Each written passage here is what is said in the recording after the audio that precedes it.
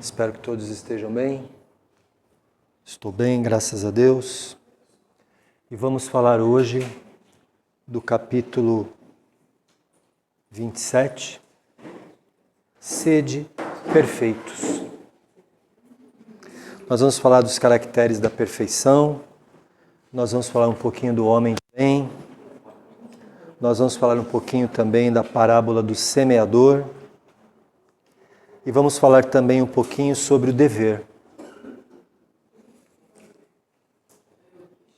A minha missão enquanto preletor, porque hoje eu estou na condição de preletor, ora estamos na condição de expositores das aulas, conforme foi falado aqui. Mas hoje estou na missão de preletor. E a minha missão hoje é apresentar a palavra de Jesus para todos nós aqui. E tentar tocar o coração de todos nós, mas não no sentido de tocar o coração com obrigatoriedade. Não, não é isso. É no sentido de apresentar a palavra de Jesus para nós, todos nós. Porque aqui dentro, nós não trabalhamos com fenômenos, digamos assim, incorporações, nada disso. A casa espírita, ela não trabalha desta forma. Ela trabalha sobre a ótica da palavra transformadora de Jesus nos nossos corações. Porque a palavra de Jesus, ela insere e enseja exatamente a lei de ação e reação para nós. A doutrina espírita, ela tem por premissa que nós somos responsáveis pela nossa conduta. Somente nós somos responsáveis, mais ninguém. Muitas vezes colocamos a culpa ou a responsabilidade dos erros ou dos infortúnios que existem na nossa caminhada para outras pessoas. E muitas vezes esquecemos de olhar para nós mesmos, que nós podemos, e geralmente somos os grandes causadores dos nossos próprios infortúnios. Essa é a ótica da doutrina espírita. E que nós somos seres espirituais. Nós não somos seres materiais. Nós estamos seres materiais. Mas a nossa essência é a essência espiritual. E a nossa essência evolui porque fomos criados para evoluir, não para involuirmos, sempre para evoluirmos. Só que a evolução da essência espiritual da nossa criação divina, ela acontece aqui e agora. Ela acontece através das nossas lutas que travamos aqui e agora. Lutas exteriores e lutas interiores. Por que lutas exteriores e por que lutas interiores? Vou dar um exemplo bem prático. Quando a gente passa por aquela porta, tal qual a Cléo falou, nós imaginamos um universo aqui dentro. Muitas vezes, sem sabermos do que se trata, qual é a dinâmica da casa espírita ou da doutrina espírita, muitas vezes as pessoas passam por aquela porta, acreditem, existem pessoas que passam por aquela porta e estão num estado emocional bastante complexo. Nada dá certo na vida da pessoa. Saúde não está legal, emprego, ela não consegue uma estabilidade financeira por conta da ausência de uma estabilidade profissional, relacionamentos estão desabando, ou seja, o mundo da pessoa está desabando, a casa está caindo. Que nem a garotada de hoje fala, a casa caiu, a casa está caindo.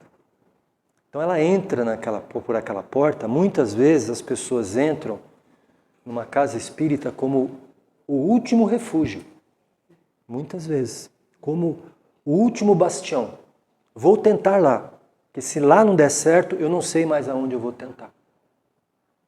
E às vezes a pessoa adentra aqui e ela é surpreendida pela essência do trabalho. Porque esse trabalho aqui, de todos nós, de todos os colaboradores que estão aqui, é um trabalho preventivo e curativo. Porque estamos aqui ouvindo a palavra do Mestre Jesus, falada por mim, verbalizada por mim, sim, mas com instrução totalmente direcionada do plano espiritual. Por isso que eu falei, a missão do preletor é tentar apresentar o Evangelho de Jesus de uma forma transformadora para as pessoas, sobre a ótica da doutrina espírita, sobre a ótica que nos mostra que nós viemos de algum lugar, estamos aqui para algo e iremos para algum outro lugar. Isso é fato, independentemente da doutrina que viermos abraçar. Independentemente. E por que eu falei que nós travamos muitas vezes lutas interiores e exteriores? Sim, travamos lutas exteriores e interiores. E no fringir dos ovos, a gente vai começar a perceber que as lutas exteriores são muito menores do que as lutas interiores. Né? Muito menores.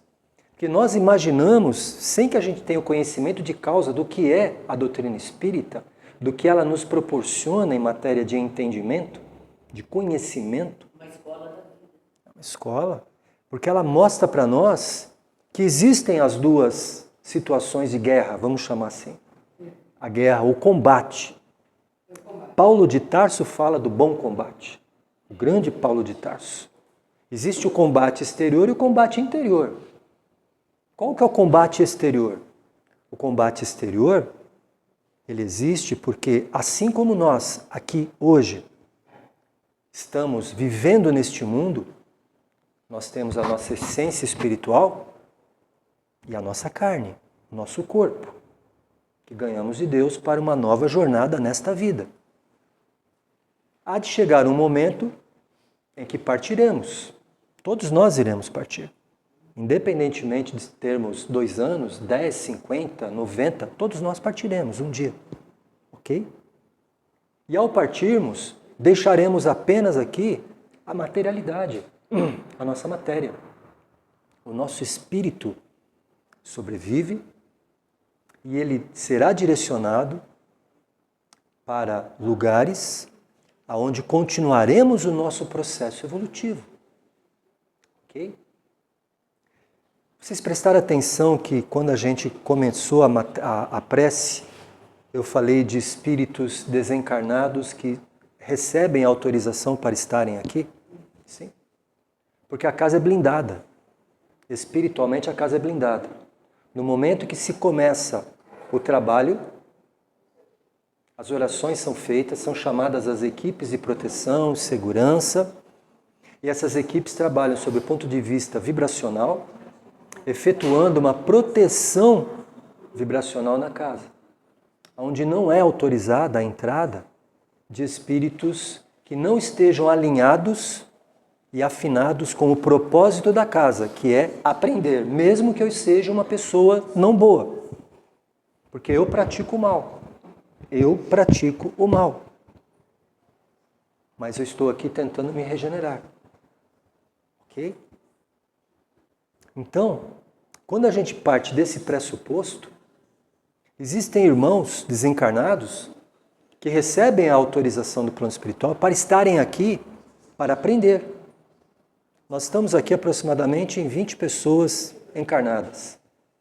O salão está cheio. O salão está lotado. Absolutamente lotado.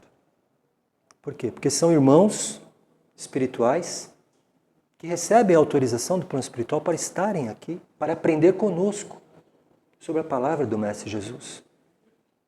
E a dinâmica demonstra que a vida não para, que o processo de aprendizado ele é contínuo. É aqui, é lá, é aqui, é lá, é aqui, é lá. É um processo. E quando a gente pega sobre esse ponto de vista, por que eu falei que eu sou maldoso? Eu sou maldoso. Sou muito maldoso às vezes. Não pensem que eu sou bonzinho não, porque eu sou muito maldoso. Eu provo. Mas fiquem tranquilos, eu não sou maldoso de matar ninguém, nem de assaltar ninguém. A maldade que eu cometo é essa maldade aqui, ó. No Livro dos Espíritos, que é um dos 5 livros do Pentateuco inicial da doutrina espírita, que foram redigidos através da codificação feita por Allan Kardec, o Livro dos Espíritos é o livro que é a espinha dorsal da nossa doutrina. E o Livro dos Espíritos ele apresenta uma dinâmica de perguntas do plano material para com o plano espiritual. E o Livro dos Espíritos, nós temos 2 perguntas que são as perguntas mais importantes da existência de qualquer pessoa. Não precisa ser espírita. Não precisa ser espírita. Basta ser cristão. Porque antigamente eu falava assim, eu sou espírita. Mas depois eu comecei a perceber que alguma coisa estava errada em eu falar que eu era espírita. Aí fui revendo meus conceitos, estudando, fui revendo meus conceitos, revendo, e cheguei à conclusão que eu não devo falar que eu sou espírita. Eu devo falar que eu sou cristão espírita. Porque o cristianismo é a base da nossa doutrina, é a base da doutrina católica, é a base da doutrina evangélica, é a base da maior parte das doutrinas judaico-cristãs ocidentais. Porque Cristo, somente Ele trouxe o Evangelho para nós. Ele não escreveu o Evangelho foi escrito pelos 4 apóstolos dos Evangelhos canônicos, ok? Ele não escreve o Evangelho para nós. Jesus não deixou nenhuma obra conosco escrita. Ele deixou... Boa noite. Ele deixou conteúdo para nós. Por isso que ele falou, quem tenha ouvidos, que ouça. Quem tenha olhos, que veja. Por isso que ele falou isso. Que é a percepção que nós temos que ter das palavras dele. Porque senão seria fácil. Senão ele escreveria e falaria assim, está aqui o código de leis, decorem como a professora faz na escola. Se vocês não passarem de ano... Obrigado. Se vocês não passarem de ano, vão repetir. Hoje não repete mais, né? Mas nós que somos um pouco mais antigos, nós pegamos a época, segunda época, lembra? Que a gente repetia... ficava de segunda época tal, e às vezes chegava em casa, mãe, repetia de ano, meu pai do céu, casa caía, né? Porque o pai olhava e falava assim, você repetiu de ano, moleque, você tinha tudo para estudar e você vai repetir de ano. Então, acontecia. Então, o que Jesus trouxe para nós é uma das coisas mais sagradas que nós temos, que é o conhecimento.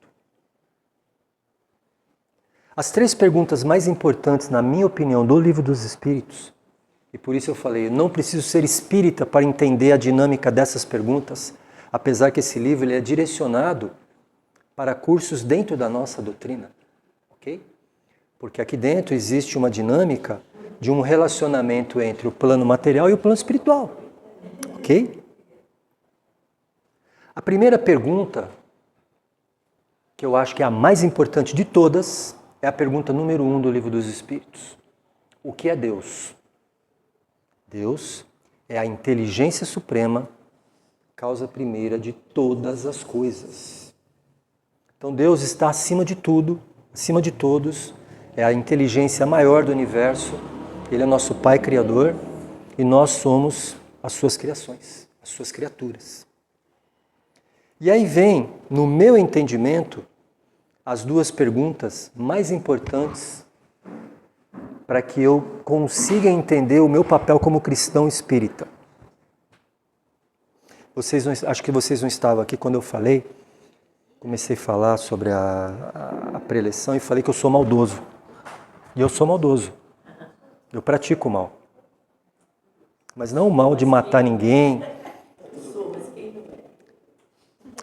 Por que eu falei que eu sou maldoso? A pergunta 629 do Livro dos Espíritos, ela fala assim, que definição podemos dar sobre moral? Aí vem a resposta. Moral é a regra para se conduzir bem, quer dizer, a distinção entre o bem e o mal. Ela se funda sobre a observação da lei de Deus e dos ensinamentos de Jesus. O homem se conduz bem quando faz tudo em vista e para o bem de todos, porque então ele observa a lei de Deus. Isso é uma característica genérica. Agora vamos para a especificidade. Aí vem a outra pergunta que eu acho que complementa esse raciocínio e joga luz sobre aquilo que eu falei. Como podemos distinguir o que é o bem e o que é o mal? Porque é fácil falar eu sou maldoso. É fácil falar eu sou bondoso. É fácil falar. Mas será que eu estou alinhado com o que está escrito aqui? Aí vem a resposta. O bem é tudo aquilo que está em conformidade com a lei de Deus. E o mal é tudo aquilo que dela se afasta. Assim, fazer o bem é se conformar com a lei de Deus e fazer o mal é infringir esta lei. Percebe? Quem de nós não infringe a lei de Deus? Quem de nós cumpre todas as leis que Jesus passou para nós? Ninguém cumpre. Nós não estamos ainda no momento de entender a profundidade dos ensinamentos de Jesus. Nós estamos nos preparando neste momento. Nós estamos trocando os nossos sentimentos. Por quê? Porque nós estamos cansados de sofrer. Essa que é a verdade.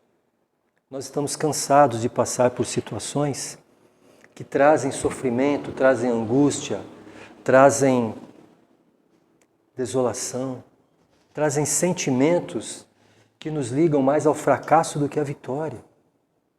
E muitas vezes a gente se questiona, por que tudo dá errado para mim, enquanto que aquela pessoa ali, tudo dá certo para ela? A sensação que dá é assim, aproveitando esse momento aí, infelizmente, do que aconteceu no Rio de Janeiro, vou fazer só uma rápida colocação. Dá a impressão, sob esse ponto de vista, que assim, tem gente que coloca o fone de ouvido, fonezinho de ouvido, liga na rádio, sai para trabalhar, aquela operação toda ali, né, bala para todo lado, a pessoa passa na boa, não acontece nada. Totalmente, não passa, a bala passa aqui, passa ali, passa colar, drone aqui, o cara tá lá. Musiquinha, não acontece nada.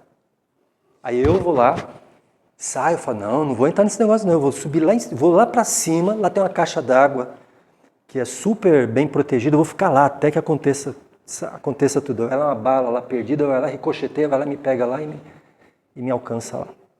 Por que aquela pessoa conseguiu fazer aquilo e por que aconteceu isso comigo? Percebe a situação? Muitas pessoas se perguntam disso. Estou dando só um exemplo, né? Por quê? Porque, na verdade, o que nós precisamos entender é que as aflições que nos alcançam, todos os sentimentos que nos trazem dor, nos trazem desarmonia, nos trazem desespero, são o reflexo do início da nossa mudança. Porque enquanto não estamos, digamos assim, enquanto estivermos alheios a um processo de mudança, nada disso vai nos afligir. Eu estou vivendo a materialidade, está tudo certo. Mas quando eu começo o meu processo de desligamento, quando eu falo desligamento é afastamento, vou chamar assim, é melhor, mais fácil. Meu processo de afastamento desse conteúdo e voltando o meu radar para algo mais espiritualizado, que é o que Jesus passa para mim, eu começo a me distanciar disso. Eu começo a perceber que eu preciso de maiores ensinamentos para combater as minhas aflições, porque as minhas aflições começam a tocar forte no meu coração. Olha o que diz o Evangelho no capítulo Bem-aventurados os aflitos. As vicissitudes da vida são de duas espécies, ou, se assim se quer obter, vêm de duas fontes bem diferentes que se importa distinguir. Uma delas tem causa na vida presente, ou seja, no momento que eu estou, e a outra fora dela. Remontando à fonte dos males terrestres, se reconhecerá que muitos são, ou seja, os males terrestres, Muitos são a consequência natural do caráter e da conduta daqueles que o suportam. Ok? Quantos homens tombam, homens no sentido não do gênero, né? No sentido literal da sociedade. Quantos homens tombam por suas próprias faltas? Quantos são vítimas da sua imprevidência, do seu orgulho e da sua ambição? Quantas pessoas arruinadas por falta de ordem, de perseverança, por má conduta e por não terem limitado os seus desejos. Os desejos nos ligam às paixões. As paixões nos ligam às tendências. As tendências interferem no meu hoje. E o meu hoje define quem eu sou amanhã. Percebe o ciclo? Quantas uniões infelizes porque são de interesse calculado, ou da vaidade, ou por itens que o coração nada tem de alinhamento? Quantas extensões e querelas funestas poderiam ter sido evitadas com mais moderação e menos suscetibilidade? Quantos males e enfermidades são a consequência da intemperança e dos excessos de todos os gêneros? Então aqui estão relatados, e a lição segue. Aqui estão relatados apenas alguns tópicos que não têm o objetivo de colocar um caminhão de melancia nas nossas costas. Porque às vezes a pessoa vê isso aqui e fala, não, a doutrina espírita não me atende. Porque ela mostra para mim que eu sou o único responsável pelo meu caminho. E Deus interfere na minha vida e Deus coloca os problemas na minha vida. Não, não. Deus não faz isso conosco. Deus não nos traz o sofrimento. Deus não nos pune. Deus nos dá a vida, nos dá a oportunidade através da matéria para que nós possamos, a partir do momento que conscientemente ingressamos na vida e começamos a usar a nossa inteligência a nosso favor para o nosso progresso, nós passamos a ser responsáveis pela nossa conduta. Deus não pune, Deus não manda nenhum castigo. Deus apenas nos convida a mudar o ponto de vista em relação às nossas condutas. É só isso que Deus faz. É por isso que Deus muitas vezes não interfere nas coisas que nós pedimos para Ele fazer. Você acredita que até uma enfermidade traz isso? Sim. Veja, é que aqui, como sendo um ambiente de preleção, é um ambiente mais direcionado para os ensinamentos de Jesus. O ambiente direcionado para os conhecimentos da doutrina é a escola de aprendizes do Evangelho, mas não há problema de responder. Pelo seguinte, nós somos responsáveis por tudo aquilo que fazemos. O Pequeno Príncipe tem uma frase que diz, né? Tu é responsável por tudo aquilo que cativas. É a lei de ação e reação. Então a doutrina espírita ela tem como base, como premissa, a lei de ação e reação. Tudo que faço retorna para mim. Ok? Se pratico o bem, recebo o bem. Se não pratico o bem, por que razão vou receber o bem? Ok? Não é uma questão de olho por olho e dente por dente, mas é uma questão de justiça. Por isso que eu falei, Deus nos dá a oportunidade de virmos para cá para que nós possamos, através do nosso trabalho, do nosso empenho, da nossa dedicação, ganharmos condição de evolução espiritual. Então você diz que a enfermidade é um plantio. A enfermidade pode ser tida como uma prova ou como uma expiação. Ok? Porque quando estamos no plano espiritual, planejamos toda essa dinâmica.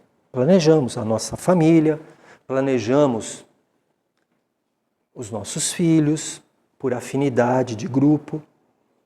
E além disso, entra as tendências nossas.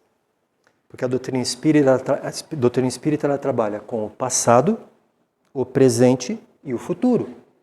O passado representado pelas minhas tendências, ok?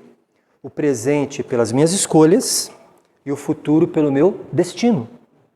As minhas tendências interferem demasiadamente nas minhas escolhas de hoje. E as minhas escolhas definem o meu futuro. Vou te dar um exemplo. Muito comum hoje em dia. As bets, os jogos, né? A gente gosta de futebol, tal, vê lá no campo, só vê anúncio de bet, né? Só vê anúncio. Aquilo para uma pessoa que tem uma tendência, digamos assim, ao jogo, ao desafio do jogo, né? O desafio não, ao jogo, à aposta, ela se sente desafiada. E por que alguns se sentem desafiados e outros não? Eu, por mim, pode ter propaganda de jogo para todo lado que para mim não funciona. Para mim não funciona. Eu não sei nem o que é carta de baralho. Não sei nem aquele exemplo, porque eu nunca senti necessidade. Estou falando eu pessoalmente. Eu vejo as pessoas gostarem de jogo. Nada contra, mas eu particularmente nunca gostei. Mas eu vejo pessoas que se sentem tentadas quando começa a assistir um jogo e falam, eu preciso apostar.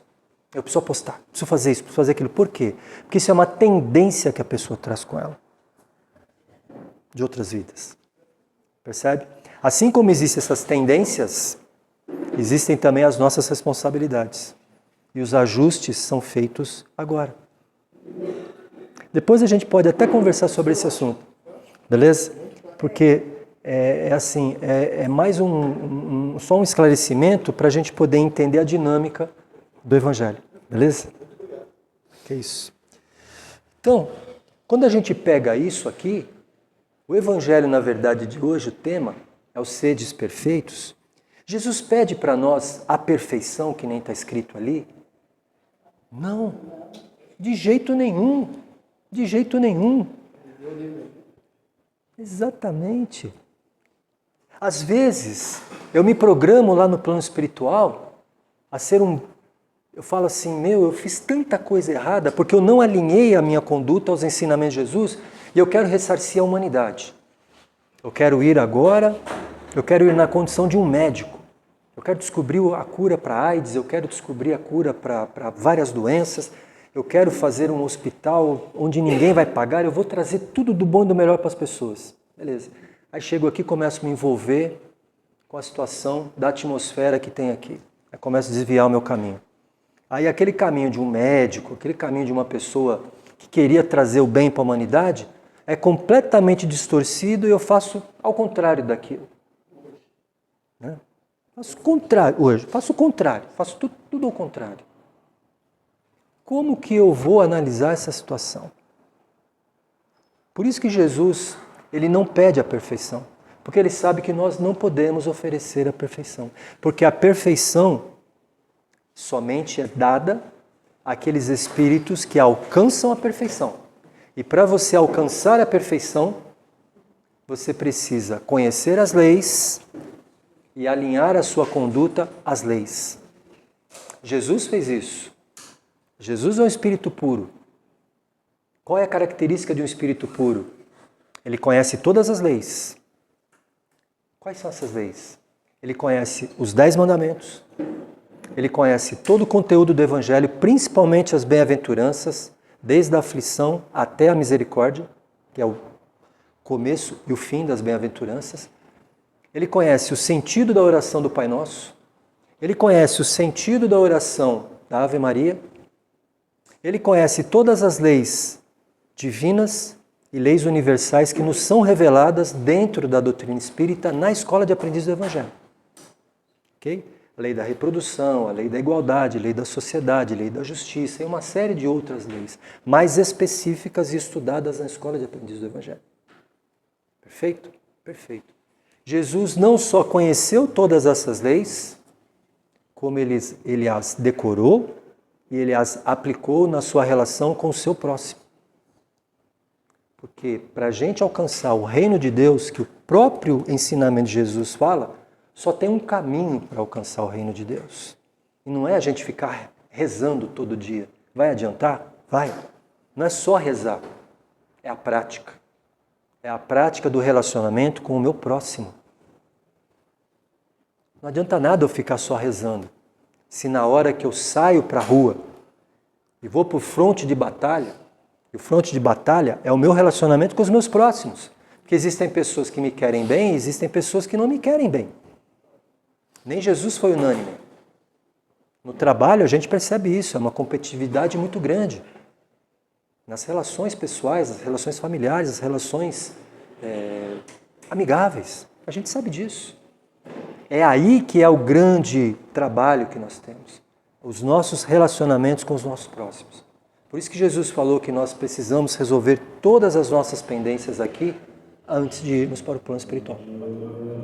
Vou. Então, quando Jesus fala para nós, o que nós precisamos fazer para obter a perfeição? A perfeição, ela só é obtida para espíritos puros.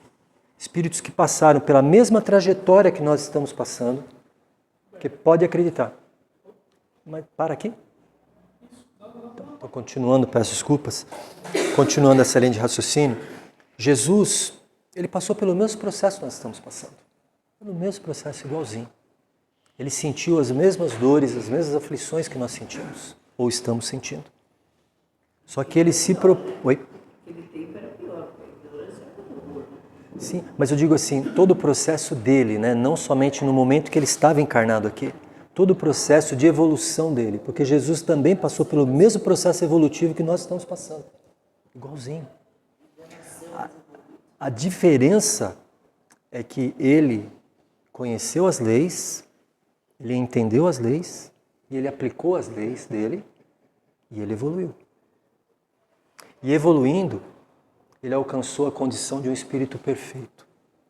O espírito perfeito, a principal característica dele é que quando ele é tentado, ele não cede à tentação.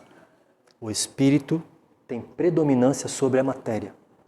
O espírito puro, ele tem predominância sobre a matéria. Quando Jesus está a poucas horas de ser entregue para o julgamento judaico, não para o julgamento romano. Primeiro veio o julgamento judaico, depois veio o julgamento romano, ok? Jesus está a poucas horas de ser entregue ao julgamento judaico. Ele sabia do destino dele, ok? Ele está no Horto Getsemane, com todos os seus discípulos, ok? Ali foi o ápice da tentação dele. Foi o ápice da tentação que ele teve, espiritual. Por quê? Porque desde o momento que Jesus pôs os pés na terra, falanges de espíritos com o propósito de fazer com que a missão dele não tivesse o objetivo real que ela deveria ter, trabalharam. Tiveram inúmeras falanges de espíritos baixos que vieram com o propósito de tentar Jesus para tentar desestabilizá-lo. Mas aí a gente teve a presença dos essênios. Os essênios, que foram a família de João Batista, eles vieram a esse mundo com o objetivo, eles vieram 50 anos aproximadamente antes de Jesus e partiram aproximadamente 50 anos depois de Jesus. Aquela janela temporal ali de aproximadamente 100 anos que Jesus estava ali no meio, os essênios vieram para dar a proteção espiritual para Jesus. Porque Jesus precisava de proteção também. Muita proteção. E ele foi tentado. Ele foi tentado espiritualmente e foi tentado pessoalmente, materialmente. Mas ele não cedeu. Em nenhum momento ele cedeu. Por quê? Porque a condição de um espírito puro, o espírito, ele se sobrepõe à tentação da matéria. Esse é o propósito dele. Essa é a característica do espírito puro. Espírito perfeito. E nós? O que nós somos? Imperfeitos. Por que somos imperfeitos? Porque somos maldosos? De certa forma, sim. Por que somos maldosos? Não somos maldosos pela perversidade. Ou porque nós temos a tendência de praticar o mal, como a gente fala, né? Não. É porque nós ainda não praticamos, nós não alinhamos a nossa conduta, a conduta que Jesus pede para nós alinharmos. Nós ainda sentimos a raiva, nós ainda sentimos o ódio, nós ainda sentimos o orgulho, nós ainda sentimos a arrogância, nós ainda sentimos o egoísmo. Nós somos egoístas. E se abrir a lista aqui, que nem diz a molecada, se abrir a capivara vai até Jacareí. Não é verdade? Nós somos isso. Nós temos isso ainda conosco. Nós somos orgulhosos? Somos. Nós somos humildes? Às vezes somos, às vezes não. Então, de um lado nós temos um edifício pesado de defeitos e vícios, e do outro nós temos apenas uma terrinha ali que está sendo arada naquele momento, onde a gente está começando a construir as nossas virtudes. É para isso que Jesus veio. Jesus veio para mostrar para nós que, independentemente da gente não conseguir alinhar a conduta, a nossa conduta, aquilo que Ele mostra para nós como caminho, o importante é lutarmos. O importante não é olhar para o obstáculo e falar assim, o obstáculo é gigante, é grande demais, eu não vou conseguir, desisto. Não. É aí que o papel do cristão espírita entra. Porque eu assumo que eu tenho deficiências, eu assumo que eu tenho limitações. Eu peço perdão a Deus pelos meus erros à noite, pelos erros que eu poderia ter evitado e não consegui evitar. Não é que eu quis não evitar, eu não consegui evitar. Por isso que eu falei que eu sou maldoso no começo. Que eu ainda não consigo alinhar determinadas coisas em relação àquilo que Jesus pede para mim. E na minha opinião, a pessoa que melhor simbolizou essa mutação entre o bem e o mal foi Paulo de Tarso. O grande Paulo de Tarso. Sabe por quê? Na minha opinião, isso não está escrito em lugar nenhum na literatura espírita. É que a gente estuda e a gente faz a nossa dedução, né? A gente faz a nossa tese, digamos assim. Quem conhece a história sabe que Paulo foi precedido por Saulo. Saulo e Paulo vivenciaram no mesmo momento, sobre o mesmo corpo, porém em momentos diferentes. Saulo de Tarso, doutor da lei, fiel seguidor de Moisés, viveu sobre a ótica da defesa da cidadania judaica e dos ensinamentos de Moisés até seus 35 anos aproximadamente. Paulo de Tarso, a partir dos 35 anos para frente, ele se transforma em cristão.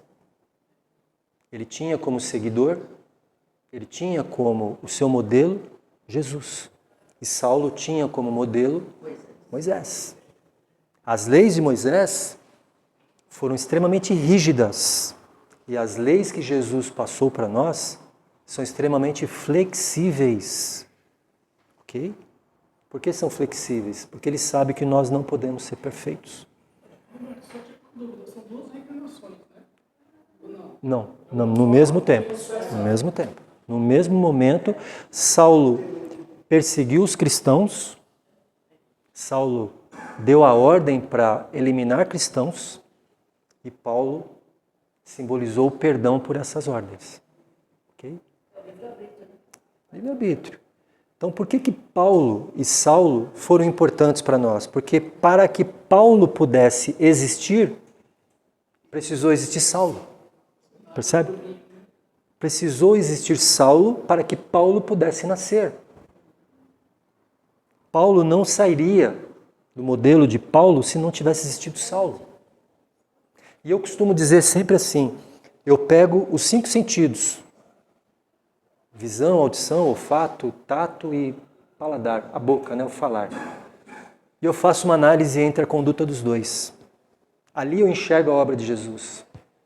Eu coloco no meio os sentidos e coloco do lado direito Saulo, do lado esquerdo Paulo, ou vice-versa.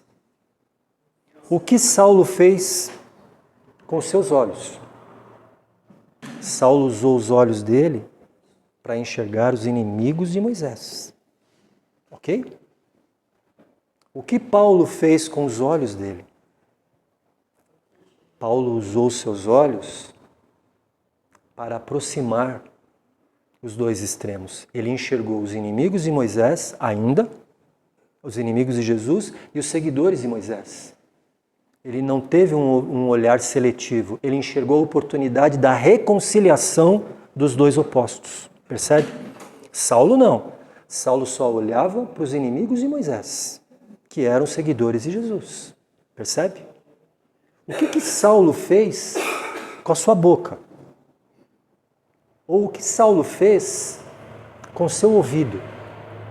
Saulo só escutou aquelas pessoas que condenavam Moisés. Porque a resposta está em Moisés. Lá atrás, do cativeiro, de tudo o que aconteceu. Aquele povo idolatrava Moisés por causa do cativeiro que eles passaram em todos os períodos de cativeiro. Ok? E o que Paulo fez com o seu ouvido? Ele escutou as dores dos homens, ele escutou o coração dos homens sangrando. Percebe a diferença? O que Saulo fez com a sua boca? Saulo usou a sua boca para proferir condenação. Porque Saulo mandou executar Estevão, que para mim foi o maior orador que teve nessa face da terra. Para mim, o maior orador depois de Jesus é Estevão. Não tenho a menor dúvida disso. Nem Paulo foi tão bom orador quanto Estevão. E o que Paulo fez com a sua boca? Paulo usou a boca dele para levar o evangelho para todo mundo, como remédio e cura para os enfermos. O que Saulo fez com as mãos dele? Saulo tem as mãos de sangue, porque ele assinou ordens para eliminar as pessoas, como ele assinou a ordem para eliminar Estevão. E o que Paulo fez com as suas mãos? Paulo usou suas mãos para escrever 16 das 21 epístolas do Novo Testamento. Pois não? Na estrada de Damasco, Sim. ele teve aquela visão, né? A mensagem, Saulo, por que me persegues?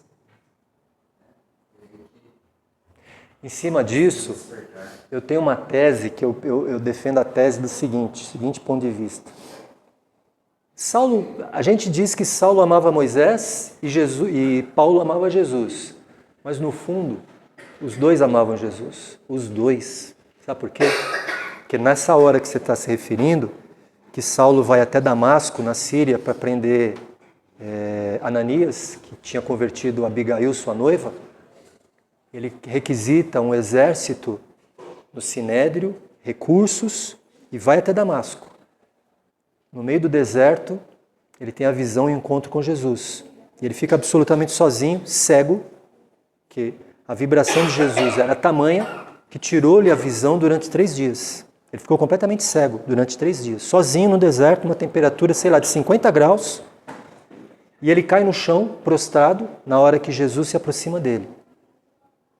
Naquela hora de desespero, por exemplo, na hora que a gente está em desespero, está em aflição, está em agonia, por causa de um problema, quem que a gente chama? Deus, me socorre. Jesus, me acode. Pelo amor de Deus, me põe a mão aqui, me ajuda, conforta o meu coração.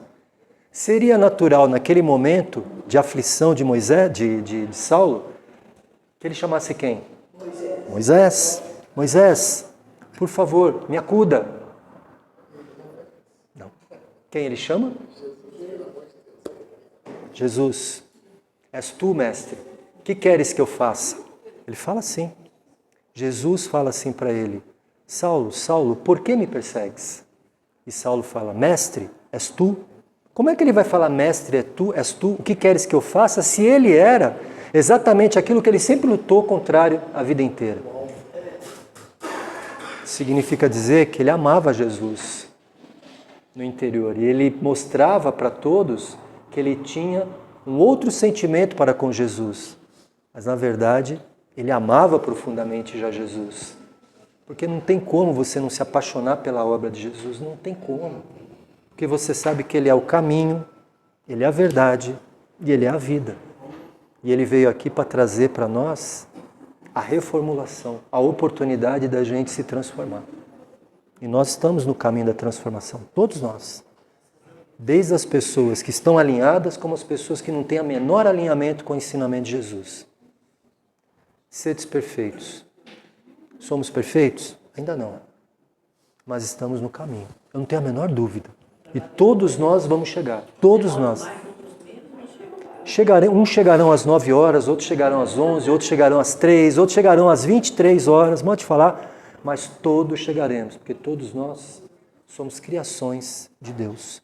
E a criação de Deus, ela não foi feita para involuir. Ela foi feita para a evolução. Ok?